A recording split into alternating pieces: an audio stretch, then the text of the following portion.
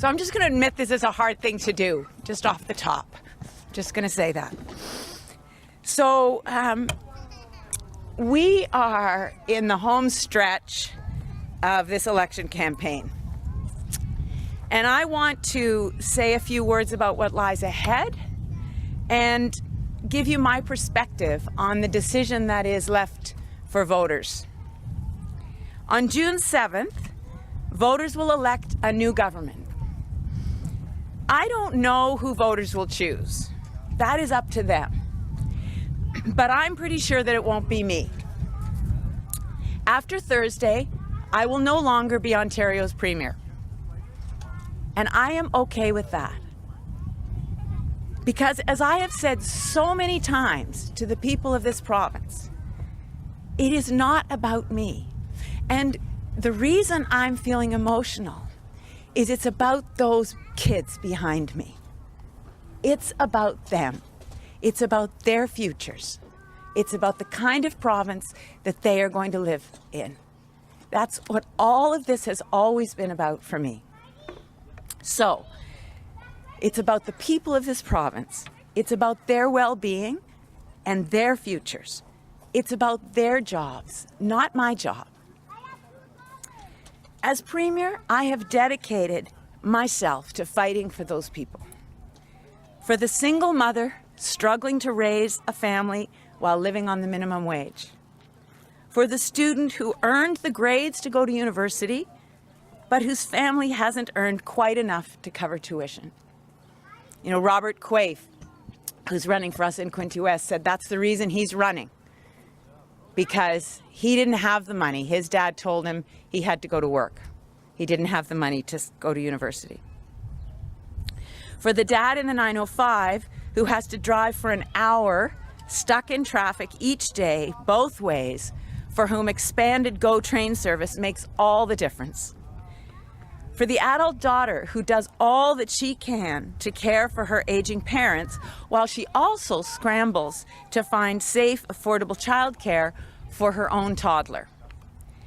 And for the countless other families working hard, contributing so much to our communities, and counting on government to make their lives just a little bit easier, their load just a bit lighter, and their futures just a bit brighter.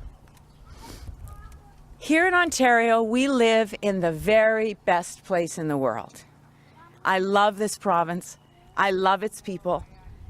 And even if I won't be leading this province as Premier, I care deeply about how it will be led. After a few weeks on the campaign trail, and with just a few days before people cast their vote, here's my take on where we're at. People want change. But by and large, they're confident about where Ontario stands and where Ontario's headed. For this reason, and I hear this over and over again, many voters are worried about handing a blank check to either Doug Ford or the NDP. With a majority government, Doug Ford would have too free a hand for the comfort of most people. They just don't trust his judgment. They don't trust the choices that he would make. This is a man who was only too happy to open up the Greenbelt to condo development until he was caught out, who mused about selling cannabis in corner stores where our kids shop. This is a man who has promised to cut $40 billion out of government services and pretends that that can be done without costing a single job or harming our hospitals or harming our schools. This is a man who has defended candidates who speak ill of others, who smear people because of their religion or their gender or their sexual orientation.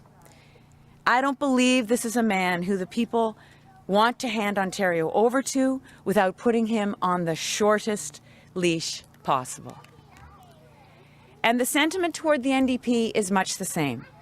People worry about what will happen to our economy if the NDP takes power and form a majority government with nothing to hold them back. People worry that the NDP will raise taxes on small businesses, that they will take unemployment higher, and that job creation will go lower. They will permit strikes to go on, just as they have at York University, even after all hope of a negotiated settlement has been exhausted.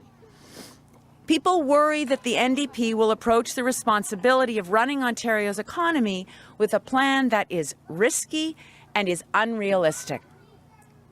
So it comes down to this.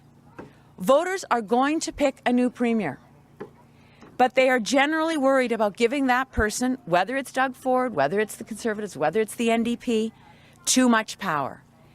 They're worried about giving them too much of a free hand because they're concerned about what that might mean for our economy and for our future. And that's why a vote for the Liberal Party can mean so much. The more Liberal MPPs that we send to Queen's Park on June 7th, the less likely it becomes that either Doug Ford or the NDP will be able to form a majority government. By voting Liberal, you can keep the next government, Conservative or NDP, from acting too extremely one way or the other. By voting Liberal, you can keep the next government, Conservative or NDP, accountable to you. By voting Liberal, you can keep Doug Ford and the NDP from having a blank check. So with a few days left, my message is this. A vote for the Liberal Party is a vote to keep the next government in check. A vote for the Liberal Party is your best bet to make sure that the next government is not a majority government. And the next government is thereby held to account for all voters. So for the next few days, because there are only a few days left, I will campaign hard to elect as many Liberals as possible. We'll fight for our values, for a practical approach, and for government that will keep from extremes and force our way forward toward a better balance for the people of this province. We have terrific local candidates. They deserve your support. They'll fight for your votes, and I will fight for them, even though I will not be Premier after this election. Thank you so much. Merci.